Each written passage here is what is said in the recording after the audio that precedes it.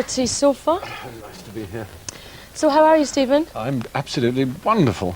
You played Oscar Wilde recently in the film, which it was brilliant. I went to see it. Thank you. And you described Oscar Wilde recently in a New York Times article as being similar to Jesus Christ.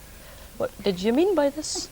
I think Christ had a rather good ability to imagine other people's lives, to imagine what it's like to be them. It's sort of what tolerance means, except tolerance always implies there is something to tolerate.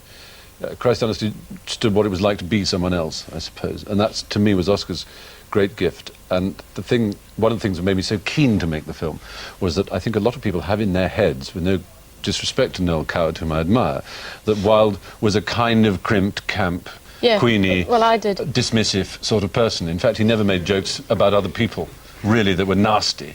He was a man of quite immense, gigantic heart and kindness. Well, we're going to see a clip of you as Oscar, which is, I think, from what I've seen, photographs-wise, a very uncanny resemblance, if I may say. Let's have a look now at the clip. Wonderful. Oscar, this is Bosie Douglas. We met last year. Lionel brought me to tea at Tite Street. How could I possibly forget? I love your play. The audience didn't know whether you meant your jokes or not. You shocked them, especially with your speech. But the more frivolous you seem, the more serious you are, aren't you?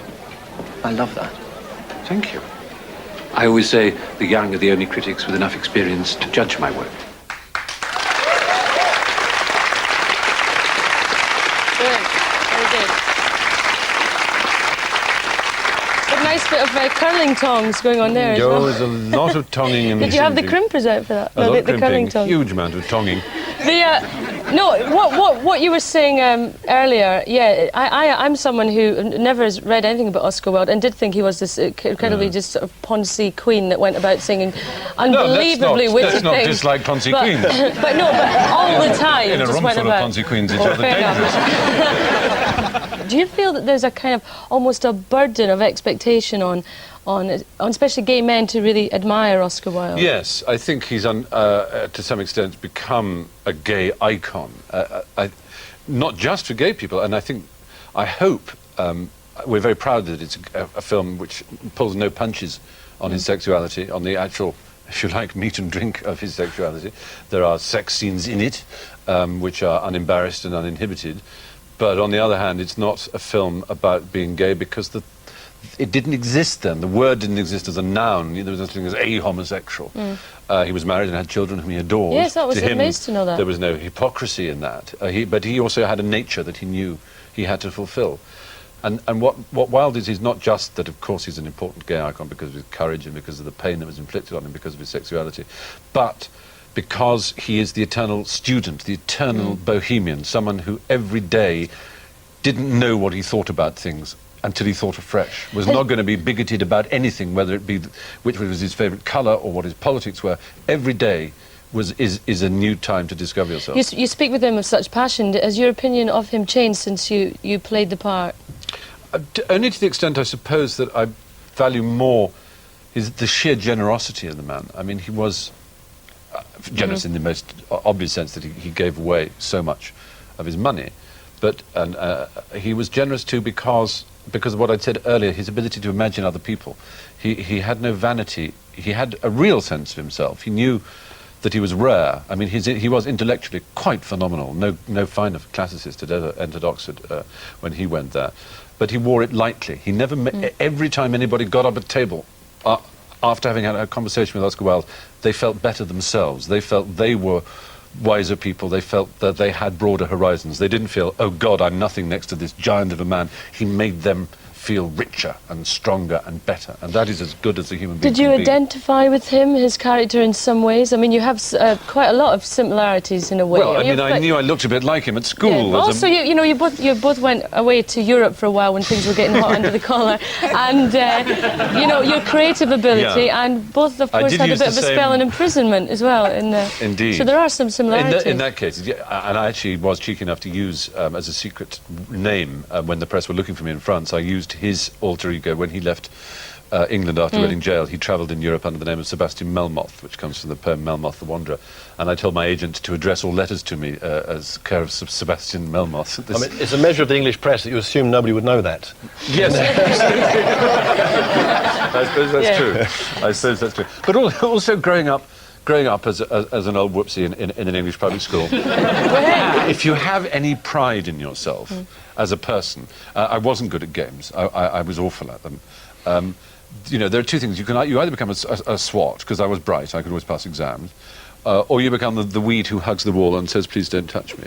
But I had pride, not a pride in the modern happy sense of sexual pride with a capital P, but enough sort of self-regard, you know, amour propre, as they would call it in France, to think I'm not going to allow myself to be beaten. And Oscar Wilde is an example of the fact you can hold your head up high. I wasn't going to be called, God, you're such a puff, you can't play rugger. Yeah. I would say to them, have you been playing games, darling? And did you win your game? Did you kick your ball further than anybody else? No! You're so rough and strong, you know. And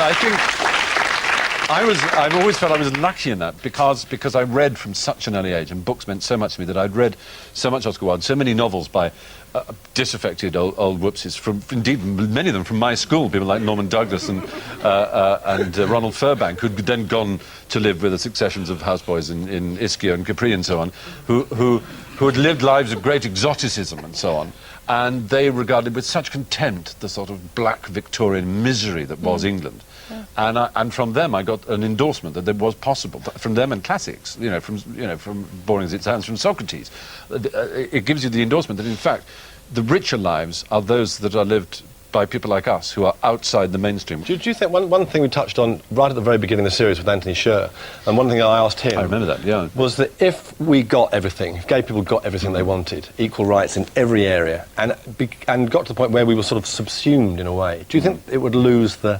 frisson of it? For me, it would. You see, I mean, to me, I mean, if I hadn't grown up queer and Jewish, and I being as I had, going to such an ordinary, you know, absolutely classic public school, then to Cambridge, I might have been someone with so much less sympathy or interest in other people's lives. I might have believed myself to be better than others.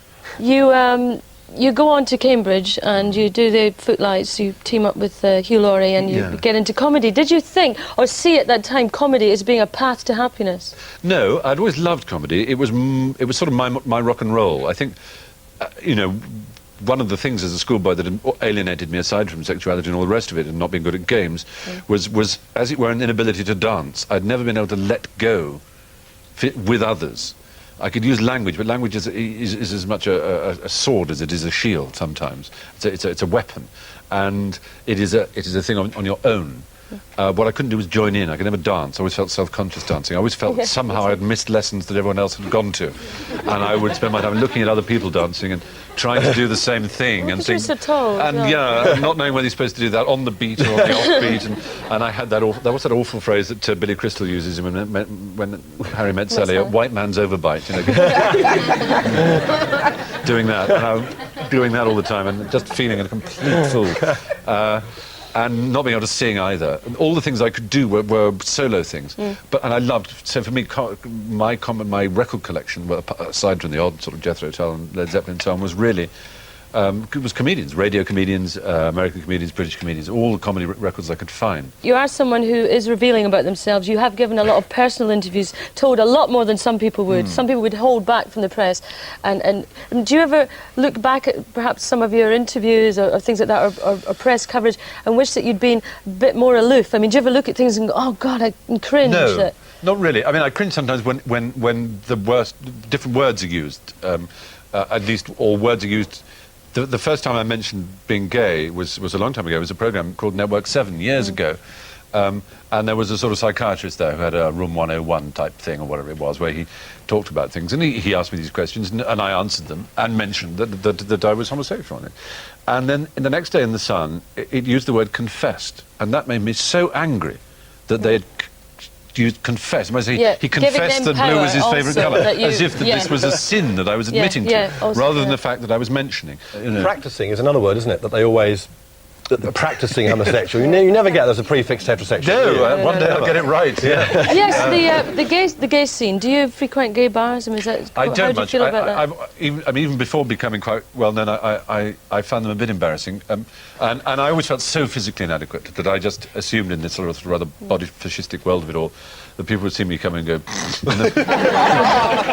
You were famously celibate for a while. Yeah. Are you now? You're not now. Well, I'm not now. No, and I was never celibate in any sense of a sort of moral or spiritual decision to be celibate. It's just I had gone without sex for a very long time, and it had become a sort of habit with me, and I was perfectly cheerful about it. And I found it was also a lot of it was fear of rejection and so on. And fortunately, last year I met someone and. So that's what's changed it all. Yes, Are you happy now? I had my anniversary last week. Oh, that's lovely.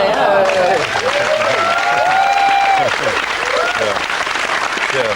So you are happier? Very, Good. very happy. Well, let me ask you. There's this rather splendid thing called sex, which I can highly Yes. recommend. that must also you also must have changed the way you feel about yourself as well. It does, Physically, absolutely. Your image, It transformed. being a sexual The being. very first evening, as it were, or morning, as it were, I remember walking along the street, suddenly feeling, you know, looking at a shop and thinking, I could cruise him if I wanted to. Not that I did, but you know what I mean? A sudden feeling that it was possible, that it was actually on, you know, which for years I had just thought it wasn't. Finally, what, in your opinion, is the best thing you've ever done professionally?